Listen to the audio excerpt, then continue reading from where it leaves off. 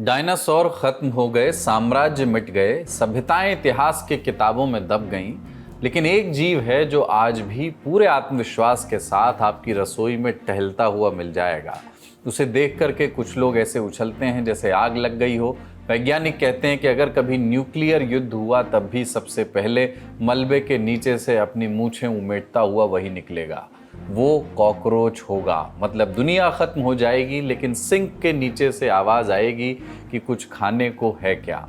Cockroach सिर्फ कीड़ा नहीं है, साहित्यकारों के ख्यालों का हीरो भी है। 20वीं सदी के बड़े नॉवेलिस्ट फ्रांस काफ्का ने अपनी मशहूर नॉवेल द मेटामॉर्फोसिस में ग्रेगर सैम्सा को एक सुबह उठते ही कॉकरोच जैसे जीव में बदल दिया था। और फिर उन्हीं काफ्का से प्रेरित होकर के इयान मैकीवान ने एक किताब लिखी द कॉकरोच, जिसमें कॉकरोच इंसान बनकर के प्रधानमंत्री बन जाता है।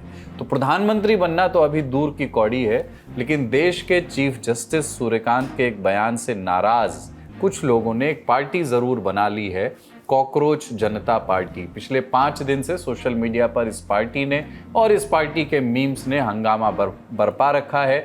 इंस्टाग्राम पर फॉलोअर्स इतने हो गए हैं जितने कुछ पार्टियों को वोट भी नहीं मिलते, लेकिन सोशल मीडिया पर फॉलोअर्स बढ़ाने और चुनाव में वोट बटोरने में ज़मीन आसमान का अंतर होता है, ये बात आप जानते हैं। आज इसी कॉकरोच जनता पार्टी की बात होगी। ये पार्टी क्या है, किसने बनाई है, क्या ये किसी पॉलिटिकल पार्टी इसके पीछे कोई है, क्या आम आदमी पार्टी से इसके जो लिंक जोड़े जा रहे हैं उसमें कोई दम है, और इनका भविष्य कैसा दिख रहा है, इनके मैनिफेस्टो पर भी बात करेंगे। नमस्कार, मेरा नाम है कुलदीप और आप देखना शुरू कर चुके हैं the Lallantop show. Brought to you by Candid and Saluja Gold. Candid dusting powder, 4 skin problems का एक expert solution. Candid dusting powder, हटा खुजली, लगा कैंडिड। कुछ युवा ऐसे हैं जो कॉकरोच की तरह हैं, उन्हें न रोजगार मिलता है ना ही किसी पेशे में जगह। उनमें से कुछ मीडिया में चले जाते हैं, कुछ सोशल मीडिया में, कुछ आरटीआई एक्टिविस्ट बन जाते हैं, कुछ दूसरे तरह के एक्टिविस्ट बन जाते हैं और फिर वे हर किसी पर हमला करने लगते हैं। 15 मई को सुप्रीम कोर्ट में एक केस की सुनवाई चल रही थी। Chief justice of India Suryakant ने तब ये टिप्पणी की थी, देश के युवाओं, बेरोजगारों और कॉकरोच का जिक्र सीजेआई ने एक ही पंक्ति में कर दिया था। बयान पर हंगामा कटना शुरू हुआ। अगले दिन उन्होंने सफाई भी दी, कहा कि गलत तरीके से बात को रिपोर्ट किया गया। लेकिन खबरें ऐसी चली कि देश के सर्वोच्च न्यायाधीश भी आलोचनाओं से बच नहीं पाए और इस बीच चुपके से कॉकरोच सोशल मीडिया का सबसे बड़ा कीवर्ड बन गया, क्योंकि चीफ जस्टिस ऑफ इंडिया की टिप्पणी के अगले ही दिन अस्तित्व में आ गई कॉकरोच जनता पार्टी। तब से इस पार्टी के नाम पर हंगामा मचा हुआ है। बात पहले मीमीकृत हुई, फिर ट्रेंडीकरण हुआ, खबरों में जिक्र आया और अब मामला पॉलिटिकल हो गया है। सोशल मीडिया के शगुफे से शुरू हुई बात को अब कोई जेनजी आंदोलन बता रहा है तो कोई अगला चुनाव ही जितवा दे रहा है। लेकिन एक बात तो है कि सोशल मीडिया पर सेंसेशन बन गई है कॉकरोच जनता पार्टी। आज सुबह कॉकरोच जनता पार्टी के इंस्टाग्राम फॉलोअर्स थे 10 मिलियन, मतलब 1 करोड़। दोपहर में देखा तो 14 मिलियन हो गए और अभी शाम को चेक किया इस शो से पहले तो 15.5 मिलियन, करीब 16 मिलियन के करीब हो चुके थे। बीजेपी अपने आप को देश की नहीं दुनिया की सबसे बड़ी पार्टी कहती है और उसके इंस्टाग्राम पर फॉलोअर्स 8.8 मिलियन है, 88 लाख लोग। कॉकरोच जनता पार्टी के बीजेपी से 2 गुने फॉलोअर्स होने वाले हैं। साथ के साथ ये शक भी जताया जा रहा है, कहा जा रहा है कि साहब सीजेपी के फॉलोअर्स कहीं खरीदे हुए तो नहीं है, कुछ लोग ऐसा कह रहे हैं। इस बीच सोशल मीडिया पर यह बहस भी छिड़ चुकी है कि फॉलोअर्स से सोशल मीडिया पर लाइक्स जरूर बटोरे जा सकते हैं लेकिन चुनाव नहीं जीते जाते। मिसाल के तौर पर राघव चड्ढा का ही उदाहरण ले लेते हैं। राघव के इंस्टाग्राम पर 11.6 मिलियन फॉलोअर्स हैं, लेकिन 2019 लोकसभा चुनाव में दक्षिण दिल्ली लोकसभा सीट से चुनाव उन्होंने लड़ा और बीजेपी के रमेश पिधूड़ी के आधे वोट भी वो हासिल नहीं कर सके। कॉकरोच जनता पार्टी को सामने आए 4 दिन भी नहीं हुए कि कंट्रोवर्सी शुरू हो गई। इंस्टाग्राम पर पार्टी के फॉलोअर्स वंदे भारत से भी तेज रफ्तार से बढ़ रहे हैं। एक्स पर भी 2 लाख हो गए थे, लेकिन एक्स अकाउंट आज ब्लॉक हो गया। इंडिया में कॉकरोच जनता पार्टी का एक्स अकाउंट अब खुल नहीं रहा है। लिख करके आ रहा है कि it has been withheld in response to a legal demand. ये तो सोशल मीडिया की बात हुई, पर कॉकरोच जनता पार्टी जब पेज बना तो सबसे पहले उसको ज्वाइन करने का सटायरिकल एलिजिबिलिटी क्राइटेरिया चर्चा में आया। कुछ शर्तें हैं, उनको आप पूरा करेंगे तभी पार्टी में एंट्री मिलेगी। पहली शर्त है बेरोजगारी, भाई साहब बेरोजगार होना कंपलसरी है। दूसरा है आलसी होना, डले रहो पड़े रहो। और तीसरी योग्यता है ऑनलाइन रहना पड़ेगा। बेसिकली दूसरी और तीसरी योग्यता को मिला करके देखें तो पड़े पड़े फ़ोन स्क्रॉल करते रहो। और चौथी योग्यता होनी चाहिए प्रोफेशनल तरीके से रैंट करना आता हो, भड़ास निकालना आता हो। ये तो पार्टी वर्कर्स के लिए 4 तंजिया शर्तें थीं, लेकिन पार्टी होती है मिशन और विजन से। पार्टी को आगे कैसे ले जाना है और जनता के सामने क्या परोसना है, इस मामले में कॉकरोच जनता पार्टी ने पहले ही अपना एक मैनिफेस्टो जारी कर दिया था। क्या है ये मैनिफेस्टो में? वैसे तो पार्टियां अपना लंबा चौड़ा घोषणा पत्र जारी करती हैं, लेकिन सीजेपी ने सिर्फ 5 वादे किए हैं। पहला वादा है कि अगर कॉकरोच जनता पार्टी सरकार में आती है तो रिटायरमेंट के बाद किसी भी सीजेआई को, चीफ जस्टिस ऑफ इंडिया को, राज्यसभा जाने को नहीं मिलेगा। कोई भी सीजेआई को राज्यसभा की सीट से नवाजा नहीं जाएगा। ऐसा क्यों? पहले क्या किसी सीजेआई को राज्यसभा भेजा गया है? जवाब है बिल्कुल हाँ। जस्टिस रंजन गोगोई देश के 46वें चीफ जस्टिस थे। 3 अक्टूबर 2018 को पदभार उन्होंने संभाला, नवंबर 2019 में रिटायर हुए, 4 महीने बाद राज्यसभा के लिए नॉमिनेट हो गए।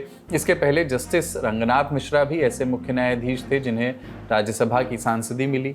तो सीजेपी, कॉकरोच जनता पार्टी का कहना है कि ऐसा हम नहीं होने देंगे, सीजेआई को राज्यसभा की सीट नहीं मिलेगी। वादा नंबर 2 है इनका कि अगर कोई वैलिड वोट डिलीट किया जाए, चाहे उस राज्य में सीजेपी की सरकार हो या विपक्ष की, तो देश के चीफ इलेक्शन कमिश्नर पर यूएपीए लगाया जाएगा, उन्हें गिरफ्तार किया जाएगा, क्योंकि किसी के वोटिंग का अधिकार छीनना आतंकवाद से कम नहीं है। यूएपीए आप जानते हैं, अनलॉफुल एक्टिविटीज़ प्रिवेंशन एक्ट, आमतौर पर देश विरोधी गतिविधियों में संलिप्त होने पर लगाया जाता है। और ये वोट का अधिकार छीनने वाली बात का रेफरेंस क्या है आप समझ गए होंगे। देश में अभी एसआईआर चल रहा है, कुछ प्रदेशों में हो चुका है।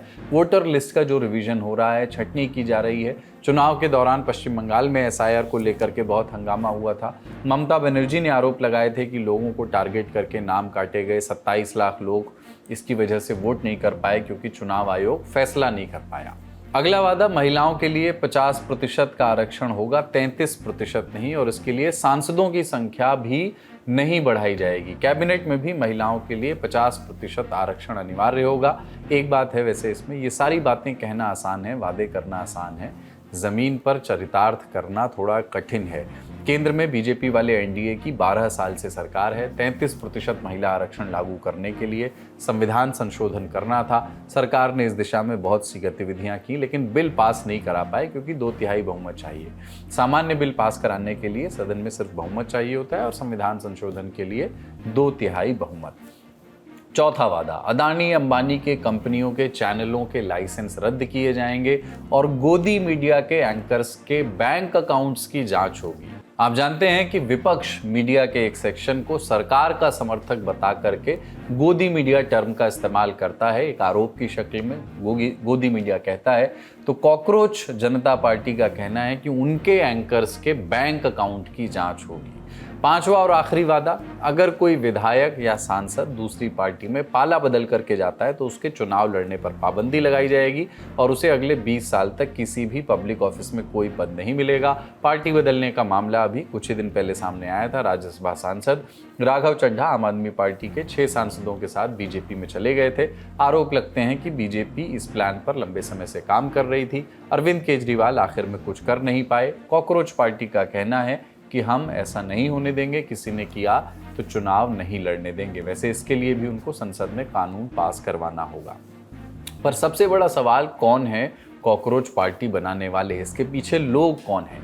जवाब हम बताते हैं। सीजेपी के इंस्टाग्राम पेज से सिर्फ 3 अकाउंट्स को फॉलो किया जा रहा है। नाम सुन लीजिए, अभिजीत दीपके, मेघनाद और अर्पित शर्मा। इन तीनों के बारे में एक एक करके बताते हैं। पहले अभिजीत की बात करते हैं। सीजेपी के संस्थापक, 29 साल के हैं, महाराष्ट्र के संभाजी नगर के रहने वाले, फिलहाल अमेरिका में रहते हैं। पत्रकारिता में ग्रेजुएशन करने पुणे चले गए थे, फिर पब्लिक रिलेशंस में मास्टर्स की पढ़ाई के लिए अमेरिका की बॉस्टन यूनिवर्सिटी में दाखिला लिया। लेकिन पुणे और बॉस्टन के बीच, बीए और एमए के बीच एक पड़ाव केजरीवाल की पार्टी में भी पड़ा। अभिजीत दीपके ने आम आदमी पार्टी की सोशल मीडिया और इलेक्शन कैंपेन टीम के साथ मिलकर के काम किया है। ऑनलाइन स्ट्रेटजीज बहुत सारी बनाई हैं, मीम सटायर वाले वीडियोस को प्रचारित किया है। 2020 का दिल्ली चुनाव याद करिए, उस समय आम आदमी पार्टी ने मीम और सटायर से कैंपेन को एक नया रूप दिया था और इस कैंपेन के पीछे अभिजीत का ही दिमाग बताया जाता है। लेकिन वो सिर्फ सोशल मीडिया टीम की नहीं, दिल्ली की केजरीवाल सरकार का भी हिस्सा थे। बिजनेस टुडे की रिपोर्ट बता रही है कि दीपके केजरीवाल और मनीष सिसोदिया के साथ क्लोजली काम कर चुके हैं। अक्टूबर 2019 से अप्रैल 2021 के बीच वो दिल्ली के सीएमओ में कम्युनिकेशन फेलो थे। जून 2021 से मई 2024 तक दिल्ली के शिक्षा विभाग में कम्युनिकेशन एडवाइजर भी रह चुके हैं। लेकिन आम आदमी पार्टी के साथ जुड़ने की वजह क्या रही, इसका जवाब वो खुद देते हैं। इंडिया टुडे की सोनल मेहरोत्रा कपूर से बातचीत में उन्होंने कहा कि मैंने आपके साथ 3 साल काम किया है। मैं उनके शिक्षा और स्वास्थ्य के मॉडल से प्रभावित था। ये तब भारतीय राजनीति में काफ़ी अलग था, क्योंकि ज़्यादातर डिस्कोर्स में ये 2 मुद्दे गायब थे, लेकिन आपने दोनों मुद्दों पर डिलीवर करके दिखाया था, इसलिए मैं इनके साथ जुड़ना चाहता था। आपसे रुखसती के बाद दीपके ने पढ़ाई लिखाई और फाइनेंशियल स्टेबिलिटी में वो अपना ध्यान लगाया। बॉस्टन यूनिवर्सिटी में दाखिला लिया, वहाँ उनकी पढ़ाई पूरी हो चुकी है। फिलहाल वे नौकरी की तलाश में हैं, खुद को एक बेरोजगार बताते हैं। दूसरा नाम है मेघनाद एस का। 35 साल के मेघनाद भी महाराष्ट्र से आते हैं। उनके पास पब्लिक पॉलिसी और कंटेंट क्रिएशन का अच्छा खासा अनुभव है।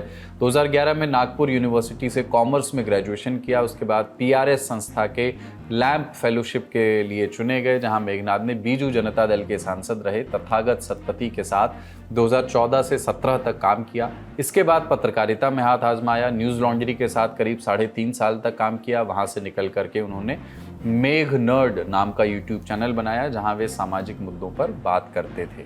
दिल्ली सरकार के एजुकेशन विभाग में 11 महीने एडवाइजर रह चुके मेघनाद का एक परिचय और है।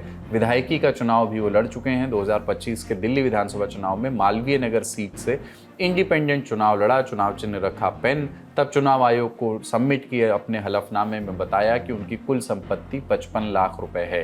1 लाख का कर्जा भी गिनाया था। अपने चुनाव का खर्च खुद उठाने का दावा करने वाले मेघनाद के सामने आम आदमी पार्टी के सोमनाथ भारती और बीजेपी के सतीश उपाध्याय थे। सोमनाथ भारती सिटिंग MLA थे। अपने चुनावी कैंपेन के लिए मेघनाद ने यूट्यूब पर दिल्ली के नामी नेताओं से एक वीडियो बनवाया, जिसमें ट्रैफिक जाम, प्रदूषण जैसे दिल्ली के स्थायी मुद्दों पर जनता का ध्यान दिलाने की कोशिश की। लेकिन मेघनाद को जीत नसीब नहीं हुई, बुरी हार मिली। आलम यह रहा कि लोगों ने मेघनाद की कलम से अधिक नोटा के बटन दबाए। 192 वोटों के साथ मेघनाद 5वें नंबर पर रहे। नोटा को 532 वोट मिले। तब उनके यूट्यूब चैनल पर 81,000 सब्सक्राइबर्स थे और 2 लाख लोग एक्स पर उन्हें फॉलो करते थे। खुद को भारत का पहला यूट्यूबर नेता बताने वाले मेघनाद की हार से क्या सबक मिला, ये राजनीति के छात्रों और खुद मेघनाद के लिए भी शोध का विषय है। हालांकि वो ये कहा करते थे कि मैं एक्सपीरियंस और चुनाव प्रक्रिया को देखने के लिए ही चुनाव लड़ रहा हूँ। तीसरा नाम है अर्पित शर्मा का। यूके में रहते हैं। अपने बायो में खुद को एक्सीडेंटल चार्टर्ड अकाउंटेंट लिखते हैं। राजनीतिक मुद्दों पर कंटेंट बनाते हैं। इंस्टाग्राम पर अर्पित के 8.5 लाख फॉलोअर्स हैं। सितंबर 2025 में अर्पित अचानक सुर्खियों में आ गए थे। तब उनके खिलाफ यूपी पुलिस ने बुलंदशहर में FIR दर्ज की थी। FIR अर्पित के एक वीडियो पर हुई थी, जिसमें उन्होंने नेपाल के जेनजी प्रोटेस्ट का जिक्र भारत के रेफरेंस में किया था। आरोप लगा था जानबूझकर अशांति फैलाने का। हालांकि अर्पित ने FIR पर कहा था कि उन्होंने कुछ गलत नहीं किया, लेकिन कॉकरोच जनता पार्टी के बनने के साथ ही अर्पित की प्रोफाइल फिर से खंगाली जा रही है। उनके पिता विकास शर्मा की एक फोटो वायरल हो रही है, जिसमें वे आप सांसद संजय सिंह के साथ मंच पर खड़े हुए नजर आ रहे हैं। खबरें बता रही है कि विकास शर्मा 2022 में आपके टिकट पर बुलंदशहर सीट से विधायकी का टिकट चुनाव लड़ चुके हैं। हालांकि उन्हें 1400 वोटों के साथ बुरी तरह हार मिली थी। पर बात सिर्फ गुदगुदाने वाली शर्तों या तंज कसने वाले मैनिफेस्टो की ही नहीं है, सिर्फ सार्काज़म और सटायर की ही नहीं है, नेपाल का हवाला देकर जेनजी की राजनीति की ही नहीं है। देश भर के नेता कॉकरोच जनता पार्टी को समर्थन देते या अपनी राजनीति के हिसाब से उसका जिक्र करते हुए नजर आ रहे हैं। अखिलेश यादव ने एक्स पर लिखा कि बीजेपी बनाम CJP। TMC सांसद महुआ मोइत्रा ने भी कॉकरोच जनता पार्टी के साथ सॉलिडेरिटी दिखाई। CJP का एक्स अकाउंट ब्लॉक हुआ, तब भी महुआ ने पोस्ट लिखा। TMC के ही सांसद कीर्ति आज़ाद ने तो पार्टी में शामिल होने की इच्छा ही जता दी। हालांकि अपने वजूद में आने के साथ ही कॉकरोच जनता पार्टी ने अपने पोस्ट से, अपनी घोषणाओं से ये तो स्पष्ट कर दिया है कि वो केंद्र में सत्ताधारी भारतीय जनता पार्टी के खिलाफ रुझान रखते हैं। और कुछ सवाल हैं जिनके जवाब कॉकरोच जनता पार्टी के मौजूदा कर्ता धर्ताओं को भी देने होंगे। सबसे पहला सवाल यही है कि आगे क्या क्या पार्टी आने वाले समय में राजनीति में सक्रिय होगी? अभी तो सिर्फ सोशल मीडिया हैंडल का नाम पार्टी रखा गया है, पर क्या पार्टी के तौर पर रजिस्ट्रेशन कराकर चुनाव भी लड़ने की योजना है? पार्टी अपने मैनिफेस्टो में कह रही है कि महिलाओं को 50% आरक्षण दिया जाएगा, लेकिन सामाजिक न्याय, जाति, धर्म का रिप्रेजेंटेशन, इसको कैसे एड्रेस किया जाएगा? या कि जैसा कि होता है, सोशल मीडिया का ट्रेंड है, नीश से मेन स्ट्रीम हुआ, कल को क्रिंज की अधोगति प्राप्त हो जाएगा, हर ट्रेंड की तरह, हर स्लोप की तरह। खैर, अभिजीत दीपके आजकल खूब कोलैब कर रहे हैं, इंटरव्यूज़ भी दे रहे हैं। इंडिया टुडे को दिए एक इंटरव्यू में उनसे भविष्य का प्लान पूछा गया। इस पर अभिजीत क्या बोले, सुनिएगा। Because it has just been 3-4 days, and as I told you, nothing of this was planned. If I had to plan it, I wouldn't be doing it from the US. I would have been in India, right? All of this happened so suddenly, but I want to underline this. This has happened because the frustration that these young people have for many years. It has happened because of that. Like 36 crore, India has the largest young population. And majority of that young population is out of workforce. What do you expect from them then? It will be frustrated. They are really frustrated. अगला सवाल कि अगर उनकी party राजनीति में आती है तो क्या 2029 का चुनाव लड़ेगी, और अगर हाँ तो क्या कॉकरोच जनता पार्टी चुनावी गठबंधन के लिए तैयार है? तो इंडिया टुडे को दिए इंटरव्यू में अभिजीत ने कहा कि इस बारे में कुछ कहना जल्दबाजी होगी। इस आंदोलन को शुरू हुए सिर्फ 3 दिन हुए हैं। हम लोगों से बात करेंगे, उनकी राय लेंगे कि क्या करना चाहिए, क्योंकि युवाओं की सबसे बड़ी शिकायत यही है कि कोई भी राजनीतिक पार्टी उनसे बात नहीं करती, उनकी सुनती नहीं, उन्हें पूरी तरह नज़रअंदाज किया जाता है। लेकिन अब वे एक ऐसी जगह पहुंच गए हैं जहां इस आंदोलन की वजह से दूसरी राजनीतिक पार्टियां भी उन पर ध्यान देने लगी हैं। दूसरे दलों के नेता हमारा समर्थन करने को तैयार हैं, लेकिन जेनजी ने अपना मन बना लिया है। वे सभी मुझसे कह रहे हैं कि आप जो करना चाहें करें, लेकिन इस आंदोलन में किसी दूसरी राजनीतिक पार्टी को शामिल होने मत दीजिए। अगला सवाल, देश की राजनीति का सेट फर्मा ही अब तक देखा गया है। पार्टियां अमूमन left, right, centre, socialist, liberal, Ambedkarite, Gandhian विचारधाराओं पर काम करती हैं। कॉकरोच जनता पार्टी की पॉलिटिक्स क्या है, आइडियोलॉजी क्या है, और वो पहले से चली आ रही इन राजनीतिक विचारधाराओं पर क्या सोचती है? और सबसे बड़ा सवाल कि सोशल मीडिया पर एक बहस छिड़ी है कि कॉकरोच जनता पार्टी को तो केजरीवाल की आम आदमी पार्टी शह दे रही है, उन्हीं के इशारों पर काम किया जा रहा है। सच क्या है? क्योंकि केजरीवाल के साथ अभिजीत भी काम कर चुके हैं, आम आदमी पार्टी के नेताओं के साथ उनकी तस्वीरें वायरल हो रही हैं। इंडिया टुडे के इंटरव्यू में जब उनसे पूछा गया कि क्या वो अरविंद केजरीवाल का समर्थन स्वीकार करेंगे, तो सुनिए उन्होंने क्या कहा। He can extend his support if he wants to, but I don't think that anybody in the among the Gen Zs would like any political party to be involved in this. I want to be really clear about it. तो cockroach जनता party पर जो भी खबरें आगे आएंगी आप तक उसे पहुंचाते रहेंगे। अगर वो सक्रिय राजनीति में आते हैं तो जरूरी सवाल भी पूछेंगे। बड़ी खबर में फिलहाल इतना ही, अब बारी है सुर्खियों। भारत का सबसे भरोसेमंद Saluja gold TMT bars. Saluja gold TMT. अब सही पकड़े हो कॉन्ट्रैक्टर बाबू, मजबूती सब कुछ है।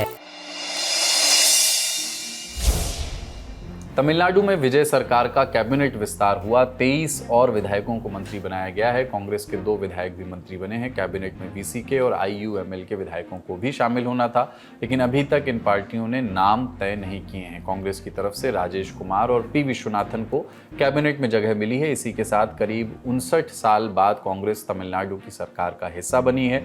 टीवीके ने एआईएडीएमके के अलग हुए गुट के किसी भी विधायक को कैबिनेट में जगह नहीं दी।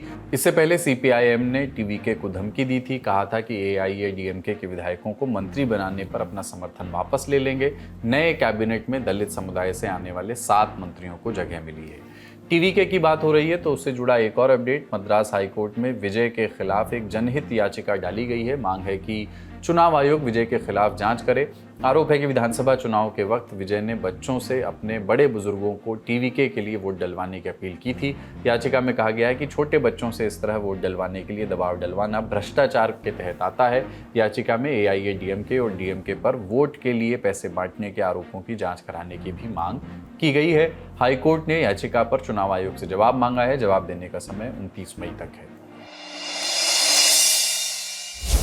आम आदमी पार्टी से बीजेपी में जाने वाले राघव चड्ढा अपनी ऑनलाइन ट्रोलिंग से परेशान लगते हैं। समोसे में आलू से लेकर डिलीवरी बॉयज तक के चिंतक अपनी इमेज को लेकर के व्यथित हैं। लिटरली JPEG वाली, पहुंच गए वो कोर्ट, याचिका लगा दी पर्सनैलिटी राइट्स की।